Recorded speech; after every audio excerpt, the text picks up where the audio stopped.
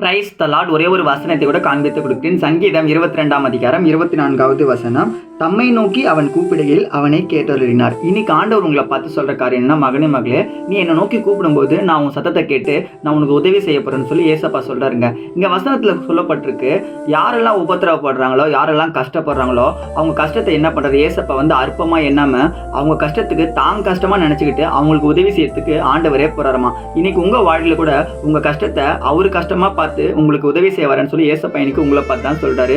உங்களை அற்பமா ஆண்டு எப்பவுமே எண்ண மாட்டாருங்க.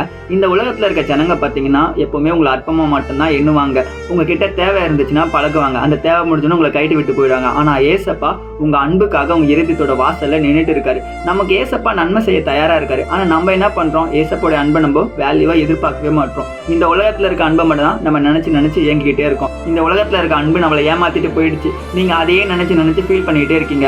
ஏசப்பா சொல்றாரு, உன் கஷ்டத்தை என் கஷ்டமா நான் நினைச்சிட்டு இருக்கேன், நீ ஏன் உலகத்துல இருக்க அன்பை நம்பி ஏமாந்து போறிய மகனே மகளே, நான் உனக்காக காத்துட்டு இருக்கேன்னு சொல்லி ஏசப்பா இன்னைக்கு உங்களை பார்த்தாங்க சொல்றாரு.